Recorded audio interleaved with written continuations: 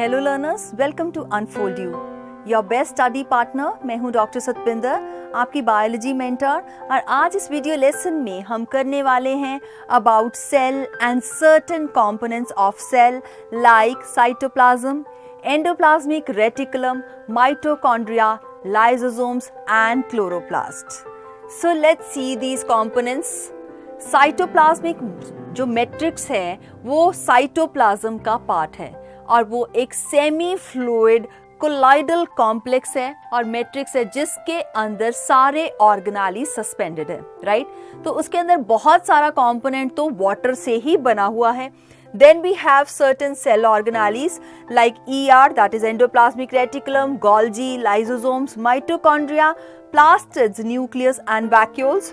And along with this, these are the cell inclusions. Now cell inclusions के अंदर वो ना तो cell organelles हैं लेकिन कुछ ऐसे components जो cell के अंदर included ज़रूर हैं।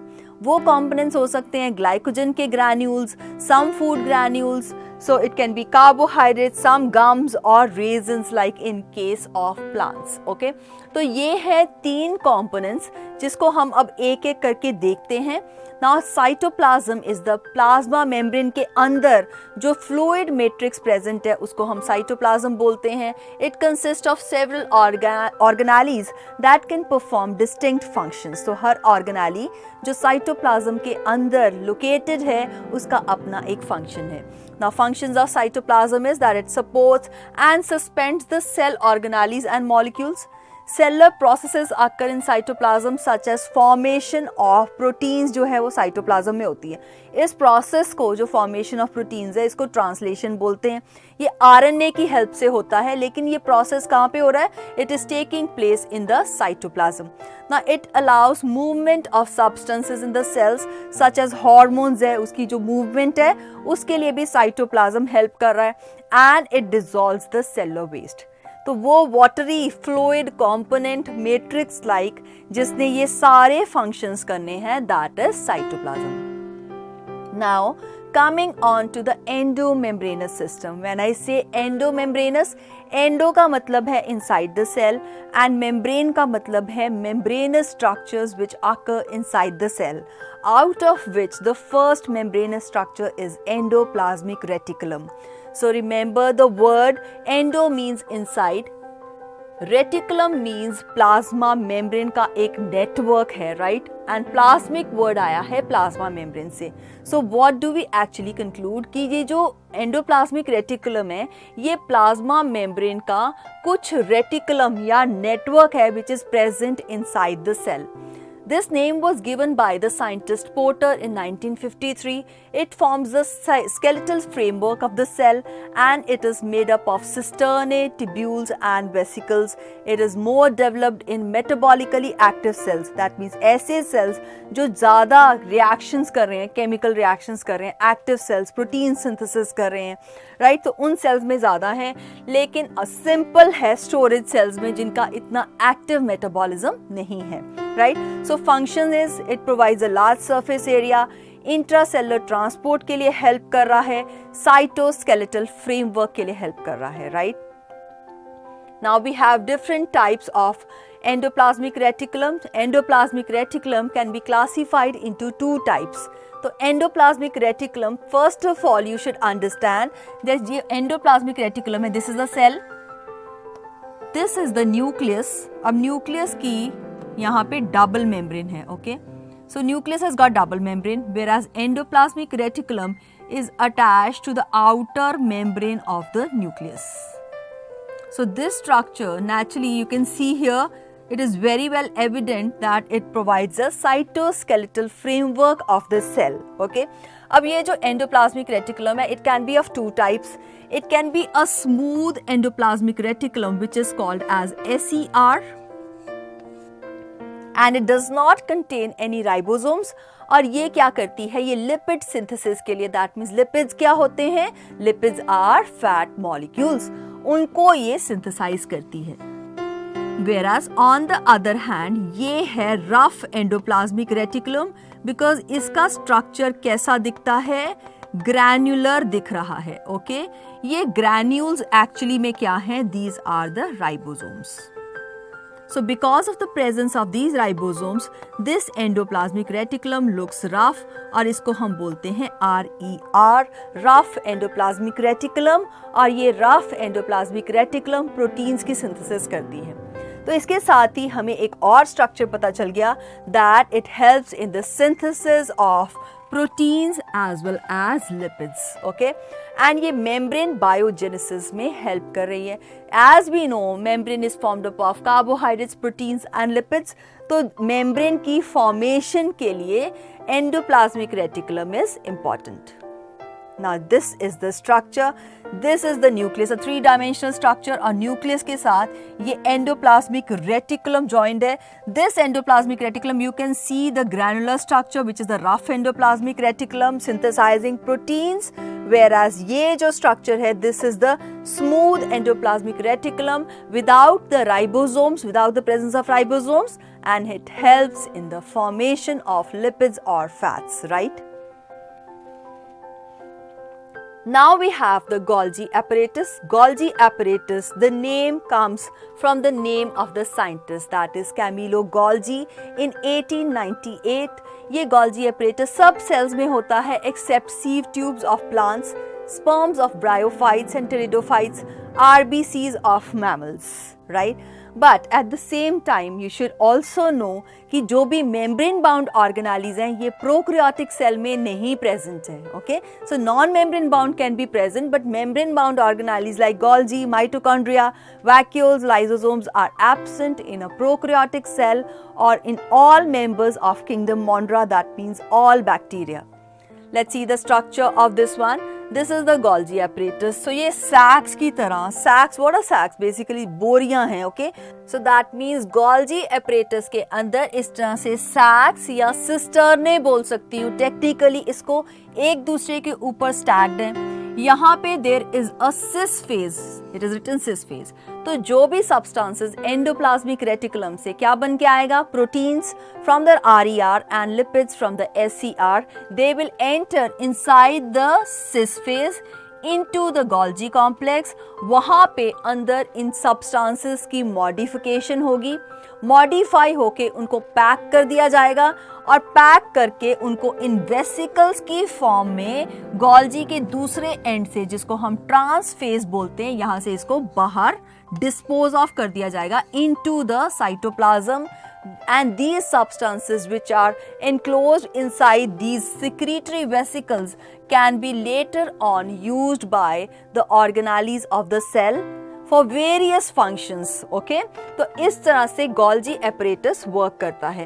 तो ये Golgi apparatus में cisternae भी हो सकते हैं, इसके अंदर tubular structures भी हो सकते हैं। cisternae तो यही है जो sacs हैं, tubular structures हो सकते हैं like tubules, and it can have vesicles, ये जो secretory vesicles गोल गोल structures हैं, okay? Right. Now functions देखिए, पैकेजिंग यूनिट तो है ही है, साथ में इसके साथ साथ इसमें मॉडिफिकेशन हो रही है। दैट मीन्स अगर प्रोटीन्स आ रहे हैं तो उनके साथ एक कार्बोहाइड्रेट ग्रुप जुड़ जाएगा, तो वो क्या बन जाएगा? Glycoproteins. Glyco word comes from glucose और कार्बोहाइड्रेट्स। अगर लिपिड्स आ रहे हैं तो उनके साथ भी ग्लाइको ग्रुप जुड़ जाएगा, ग्लाइकोलिपिड्स। ओके, सो मॉडिफिकेशन हो रही है और वेसिकल फॉर्मेशन हो रही है जिसमें सब्सटेंसेस पैक होके साइटोप्लाज्म के अंदर प्रेजेंट होते हैं। Now the next organelle is lysosomes. Lysosomes are called as the suicidal bags of the cell, and it was discovered by the scientist Christian D. Dewey. Okay, so now why are they even called as the digestive suicidal bags of the cell? Because इनके अंदर digestive enzymes हैं। अब हमारा cell जो है वो बना है कार्बोहाइड्रेट्स, लिपिड्स और प्रोटीन से। तो ये जो सेल है, इस हर सेल का एक डेफिनेट लाइफ स्पैन है। Let me just give you an example. For example RBC का life span 120 days and skin cell का एपिडर्मिस से आप देखो हर रोज आपके स्किन सेल्स है, डेड स्किन सेल्स वो उतरते रहते हैं, राइट? सो उनका लाइफ स्पैन 24 to 48 आवर्स के बीच में है। तो उसके बाद ये सेल्स क्यों ड्राई आउट होके किस तरह से सेल के जो टिश्यूज हैं उससे अलग हो जाते हैं? Because of the presence of these lysosomes. तो जब भी सेल का अपना लाइफ स्पैन खत्म हो जाएगा तो उसके लाइसोसोम्स के अंदर जो डाइजेस्टिव एंजाइम्स प्रेजेंट हैं वो ब्रेकअप हो जाएगा lysosome, and digestive enzymes will be released into the cytoplasm. These digestive enzymes will break down or digest the carbohydrates, lipids and proteins which are present in a cell. अब हमें पता है कि cell membrane की वजह से ही cell को cell कहा गया है. अगर सेल मेम्ब्रेन के कार्बोहाइड्रेट्स, लिपिड्स और प्रोटीन्स की डाइजेशन हो जाएगी, there will be no cell left. Okay, तो साइटोप्लाज्म चला गया सब बाहर. सो दैट इज व्हाई इनको डाइजेस्टिव बैग्स बोला गया है, राइट. सो सेल रिजुविनेशन के लिए जो प्रोसेस चाहिए वो लाइसोसोम्स कर रहे हैं, वो उसको हेल्प कर रहे हैं. Single membrane bound organelle, it has got hydrolytic enzymes. Lytic word आया है लाइसिस या ब्रेकडाउन से, right. And it shows polymorphism. Different type के लाइसोसोम्स होते हैं. कुछ लाइसोसोम्स है प्राइमरी लाइसोसोम्स, जस्ट लाइक उनके अंदर सिर्फ डाइजेस्टिव एंजाइम्स होंगे.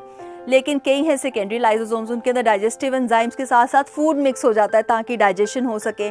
फिर टर्शरी लाइसोसोम्स जो डाइजेस्टिव एंजाइम के साथ जो वेस्ट मैटर है वो भी होता है. Okay, so this shows polymorphism, that means different morphology, different types of lysosomes are present in a cell.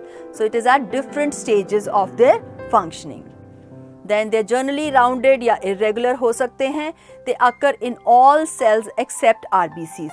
Remember RBC के अंदर हमने कहा कि Golgi भी नहीं present है, उसमें न्यूक्लियस भी नहीं है. तो mammalian RBC looks more or less like a prokaryotic cell only because it is taking up a very important function of the transport of gases, that means oxygen और carbon dioxide का transport कर रहा है, जिसकी वजह से हमें उसका surface area हीमोग्लोबिन को देना पड़ता है, जिसकी वजह से membrane bound organelles उसमें absent होती हैं.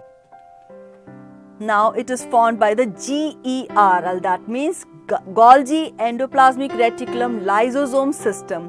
हमें पता है ये तीनों ऑर्गेनालीज आपस में अपने इनके फंक्शंस हैं जो इंटरकनेक्टेड हैं. जो भी सब्सटेंसेस एंडोप्लाज्मिक रेटिकुलम से आएंगे वो गोल्जी के अंदर पैक होंगे, फिर लाइसोसोम्स बनेंगे वेसिकल्स की फॉर्म में, right. So functions are intracellular and extracellular digestion, natural defense of the body and the rejuvenation of the cell. तो rejuvenation मतलब अगर पुराने cells they don't die or slough off from the body, how will the new cells come into picture? Okay. So this is about the lysosomes. Autophagy कर रहा है, that means self lysis. Phagy word comes from eating. Auto मतलब खुद का ही lysis या खुद को ही eat up कर रहा है. Now it contains powerful digestive enzymes and these digestive enzymes are made by rough endoplasmic reticulum because all enzymes are proteins और proteins बनाना किसका काम है? Rough endoplasmic reticulum का. Now about lysosomes, let's see how lysosomes can digest any foreign material that enters into a cell. Lysosomes are capable of doing this because they have digestive enzymes in them. These enzymes break the material and digest them, and these enzymes are synthesized by the rough endoplasmic reticulum और फिर वो RER से Golgi में pack होने के लिए चले जाते हैं और पैक होके Golgi के जो vesicles बनते हैं, those are only the lysosomes, right? So why lysosomes are called as suicidal bags? If the cell's own material gets damaged or dead, there are chances that the lysosomes will burst out, digesting its own cell components. क्योंकि अब वो cell because उसका materials damage हो गया है या उसका life span खत्म हो रहा है, तो उसको replace करने के लिए हमें क्या चाहिए? We require new cells. So unless the old ones go off, the new cells will not be able to arise, right? So here is the diagram of a lysosome, which is a single membrane bound organelle और इसके अंदर different types of enzymes हैं which you can see here. So different types of enzymes to digest those specific components. Okay. So this was about lysosomes. So let's see another organelle, that is mitochondria. Remember the word was the term mitochondria. It was given by Benda. So this was the name of the scientist. 1889 he gave this term mitochondria. Now, these mitochondria are absent in prokaryotes and anaerobic eukaryotes because इसका main function क्या है? Aerobic respiration. और anaerobic eukaryotes के अंदर aerobic respiration की requirement ही नहीं है, तो इस वजह से ये absent है. Size is 1.4 to 1 micron meter in length. This is to 1 micron meter and 0.2 to 1 micron meter in diameter. Chemical composition again proteins, lipids, RNA और DNA इसके पास खुद का है, because of which it is called as a semi-autonomous organelle because it has its own DNA and it can replicate independently. तो two membrane system है इसके अंदर. It has got a outer membrane and a inner membrane. तो दो membrane है, that means double membrane bound organelle है. ये cut section यहाँ पे दिखाया गया है जिसके अंदर की तरफ you can see that the inner membrane is folded. तो इस तरह से फोल्डेड है, स्मूथ मेम्ब्रेन नहीं है. So this is the inner membrane. Okay, so this is folded. ये जो फोल्ड्स हैं इनको हम बोलते हैं क्रिस्टे. और क्रिस्टे क्या करता है? रिमेंबर, फोल्ड्स कहीं पे भी हो, जैसे इंटेस्टाइन में फोल्ड्स थे विलाई, तो वो क्या करते थे? सरफेस एरिया इंक्रीज कर रहे थे. Similarly here also they are increasing the surface area of the mitochondrial for their function, right. अब बीच में इसके है दिस एरिया इज मैट्रिक्स, जो सेंटर में है, this is the matrix, and the space between the two membrane, that is the outer membrane and the inner membrane, is called as the intermembrane space. But one thing is very important, that this is one of the semi-autonomous organelle just like chloroplast. तो इसके पास इसका खुद का DNA, RNA और ribosome है जो कि इसके मैट्रिक्स के अंदर प्रेजेंट है और ये कुछ हद तक अपना खुद ही कंट्रोल कर सकता है, independent of the control of nucleus. और इसके अंदर होगा क्या? जब हम ATP की बात कर रहे हैं, ATP energy currency, we have been talking about this since long. तो वो सारी ATP की सिंथेसिस किसने करनी है? Mitochondria is the organelle, right. So let's see function. It is the most busy organelle as it helps to change foodstuffs to carbon dioxide and water. That means जो breakdown होना है वो किस में होना है? वो माइटोकॉन्ड्रिया के अंदर aerobic respiration का. ATP, nerve impulse conduction, muscle contraction, membrane transport, cell division के लिए ये सारे processes जो हो रहे हैं, इसके लिए जितना भी ATP चाहिए, all the ATP will be formed inside the mitochondria. And it can store and release calcium also in some cases. It helps in synthesis of many amino acids. So these are the functions of the mitochondria. Now we have plastids. E. Haeckel was the one who discovered plastids in 1866. Again, just like mitochondria, क्योंकि इसके पास भी अपना DNA, अपना RNA, अपने ribosomes हैं. So it is considered to be a semi-autonomous organelle. Remember, the word autonomous means automatic and semi means completely independent नहीं है. Autonomous means independent and semi मतलब ये completely independent नहीं है, partially under the control of nucleus है, लेकिन कुछ functions अपने खुद भी कर सकता है. Now these are of 3 types. One is chloroplast. सबसे पहले मैं chloroplast इसलिए बोल रही हूँ because it is easier for you to know. Because ये green color के हैं, that means leaves के अंदर होते हैं, इनके अंदर chlorophyll है. अब ये क्लोरोप्लास्ट के बिना हमारे पास कुछ क्रोमोप्लास्ट भी हैं. Chromoplast are coloured ones, that means आपके पेटल्स के अंदर red, blue, so many flowers are there of different colours, उनके अंदर होंगे क्रोमोप्लास्ट. ओके, और क्रोमोप्लास्ट क्या करते हैं? क्रोमोप्लास्ट कलर देते हैं for pollination, for attracting insects as well as for the seed dispersal, ताकि एनिमल्स आए, फ्रूट्स को खाएं, फ्लावर्स को पॉलिनेट करें, फ्रूट्स को खा के सीड्स को डिस्पर्स करें in various areas. Okay, and the third one is leucoplast. Remember, leuco जहाँ पे भी आ गया, that means it is colourless, just like leucocytes which are WBCs and those are also colourless. So there is no photosynthetic pigment in this, and जो functions है इसके, it is only to store the starch materials. Okay, या ये कर सकते हैं lipid store, या ये कर सकते हैं protein store. तो storage is the main function of leukocytes, whereas chromoplast के अंदर pollination और seed dispersal है, chloroplast के अंदर photosynthesis का काम है. So different types. Amylo, the word comes from carbohydrates, तो ये कार्बोहाइड्रेट स्टोरिंग प्लास्टिड्स हैं. Elaioplast are lipid storing plastids, whereas proteinoplast, which are also called as eleuroplast, are protein storing plastids. So this is the structure of the plastid. इसके around भी double membrane है, लेकिन unlike mitochondria इसकी inner membrane is not throne into folds, तो वो भी smooth है. लेकिन इसके अंदर यहाँ पे मैट्रिक्स है, this is the matrix. Whereas जो स्ट्रक्चरल और फंक्शनल ऑर्गेनालीज, जो structure in the functional unit है क्लोरोप्लास्ट का, दैट इज थाइलेकॉइड. अब थाइलेकॉइड क्या है? Thylakoid is such disc shaped structure, इस तरह से. अब ये थाइलेकॉइड एक दूसरे के ऊपर इस तरह से स्टैक्ड है, और ये पूरा स्टैक जो बनेगा, this is called as a grana. तो लाइट एब्जॉर्प्शन रिएक्शंस हैं जो कि फोटोसिंथेसिस का पार्ट है, बहुत इंपॉर्टेंट. वो लाइट एब्जॉर्बिंग रिएक्शंस किसने करने हैं? ये थाइलेकॉइड की मेम्ब्रेन ही कर रही है. दैट मीन्स जो डार्क रिएक्शंस होंगे, डार्क रिएक्शंस मतलब उसी लाइट रिएक्शंस का जो एंड प्रोडक्ट है एटीपी, उसको यूटिलाइज करके हमने फोटोसिंथेसिस में क्या करना है? Glucose is to be made. वो जो रिएक्शन है वो होगा स्ट्रोमा में. So to sum this up, I can say that light absorb करेगा क्लोरोप्लास्ट की मेम्ब्रेन एब्जॉर्ब करेंगी, दैट मीन्स थाइलेकॉइड की मेम्ब्रेन. एटीपी सिंथेसाइज होगा और वो एटीपी की हेल्प से ग्लूकोज सिंथेसाइज होगा इसके स्ट्रोमा के अंदर. दैट मीन्स था ग्राना के बीच बीच में जो एरियाज हैं, दैट इज स्ट्रोमा. एंड ये सेमी ऑटोनॉमस ऑर्गेनाली है जिसके पास डीएनए, आरएनए और राइबोसोम्स भी हैं. So let's revise this.